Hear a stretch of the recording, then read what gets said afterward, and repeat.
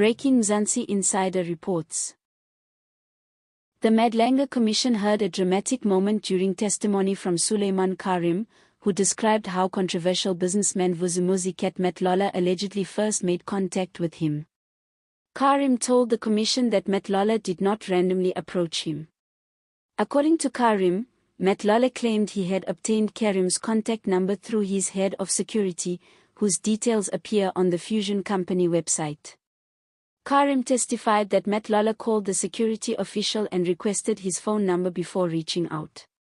But the real tension in the hearing came when advocate Sesi Baloyi challenged Carrim with a sharp question. Baloyi asked whether Matlala had essentially approached him cold, like someone from the street knocking at the door asking for our 10 million.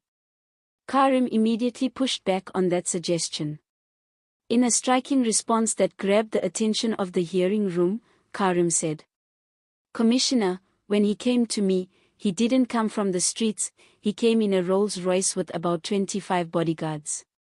The statement stunned observers, painting a picture of a powerful and highly protected businessman making a dramatic entrance.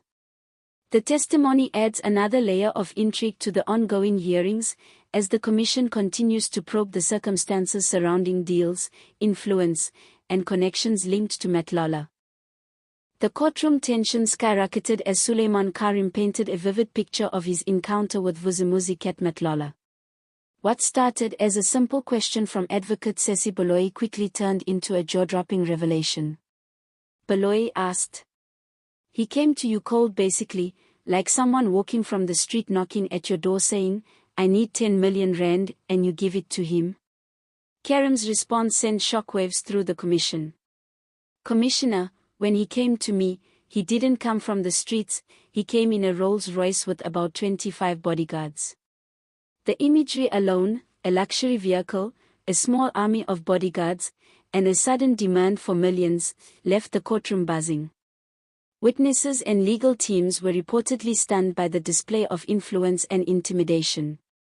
Carrim also revealed that Matlala had sourced his number directly from Carrim's head of security, listed publicly on Fusion's website, raising questions about how access and personal contact details were being used to pressure powerful individuals. Observers say this could be a pivotal moment in the Madlanga Commission hearings, shedding light on the lengths some actors allegedly went to manipulate business deals and leverage influence. As the hearings continue, the focus is now on the audacity, the wealth, and the protection surrounding Matlala, and whether others might have been similarly approached under.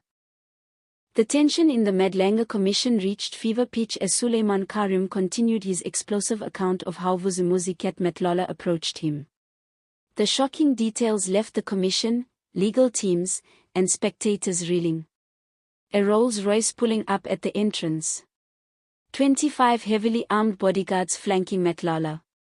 An alleged demand of our 10 million, delivered not with subtlety, but with power, intimidation, and display of wealth. Carrim described how Matlala had obtained his contact number via his head of security, a detail publicly listed on Fusion's website. The revelation raised eyebrows about how access to key figures was orchestrated, and how intimidation may have played a role. Advocate Sesi Baloyi's attempt to frame the encounter as a street-level approach was crushed by Carrim's dramatic retort. "Commissioner, when he came to me, he didn't come from the streets, he came in a Rolls-Royce with about 25 bodyguards." The courtroom reportedly erupted in murmurs, with many struggling to comprehend the sheer audacity of the approach. Observers say this moment could be the turning point in the Commission's investigation, exposing how influence, intimidation, and high-level access may have been leveraged to secure millions in contracts. As the Madlanga Commission continues, all eyes are now on what other witnesses will reveal, and whether this is just the tip of the iceberg in a growing web of alleged corruption and power plays.